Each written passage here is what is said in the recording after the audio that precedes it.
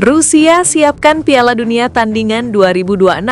Indonesia dapat undangan langsung dari Federasi Sepak Bola Rusia karena dianggap punya kekuatan besar. Netizen, you gas! Daripada ikut AFF,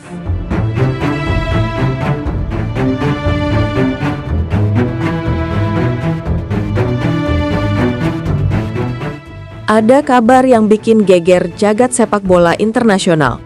Federasi Sepak Bola Rusia, RFU, dikabarkan sedang merancang sebuah turnamen tandingan Piala Dunia 2026, semacam World Cup Mini, yang ditujukan khusus untuk tim-tim nasional yang gagal lolos ke Piala Dunia FIFA 2026. Turnamen ini rencananya digelar bersamaan dengan Piala Dunia resmi dan menggunakan stadion-stadion besar Rusia, mungkin stadion yang dulu dipakai saat Piala Dunia 2018. Inisiatif ini jelas bukan sekedar soal olahraga.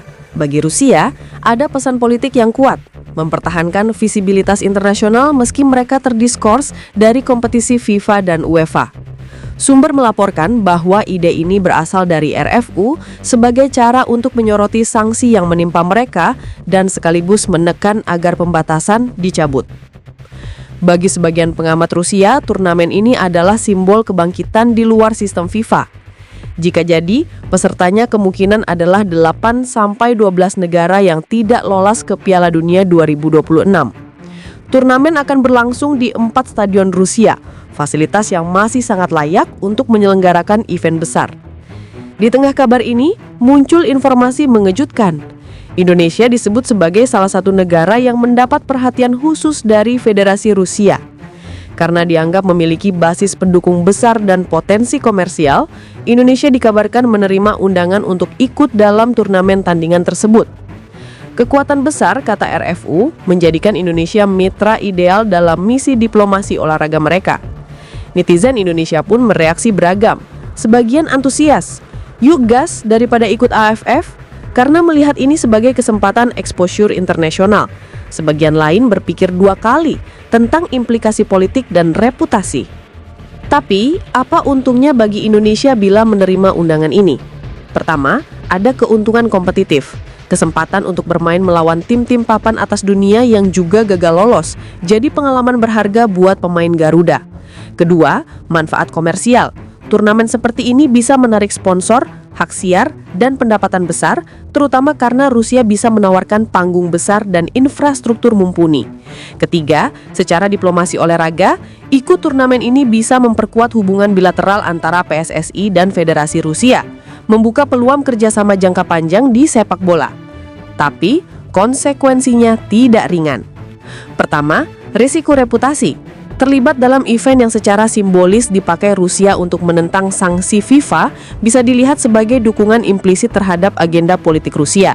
Bagi sebagian masyarakat dan pengamat, ini bisa menodai citra Indonesia di panggung internasional. Kedua, potensi dampak diplomatik dengan negara lain atau badan sepak bola global. Meski bukan turnamen FIFA, partisipasi Indonesia bisa menimbulkan reaksi dari federasi lain atau sponsor internasional yang hati-hati dalam soal geopolitik. Ketiga, beban teknis. Jadwal turnamen paralel dengan Piala Dunia resmi bisa konflik dengan kalender pemain, serta risiko cedera atau kelelahan karena harus tampil di event besar di luar kompetisi resmi. Tak hanya itu, perlu diingat latar belakang konflik Rusia dengan FIFA. Sejak invasi ke Ukraina pada Februari 2022, Rusia disanksi oleh FIFA dan UEFA. Karena itu, tim nasional Rusia dilarang ikut kompetisi resmi, termasuk kualifikasi Piala Dunia dan turnamen Eropa. Sanksi itu membuat Rusia terisolasi dari sistem sepak bola internasional yang biasa. Dan inilah motivasi dibalik ide turnamen tandingan. Rusia ingin menunjukkan kapasitasnya, mempertahankan relevansi, dan mungkin berusaha mendapatkan tekanan agar sanksi pencabutan status kompetitifnya dievaluasi ulang. Sementara itu, dari sisi Indonesia, situasinya cukup ironis.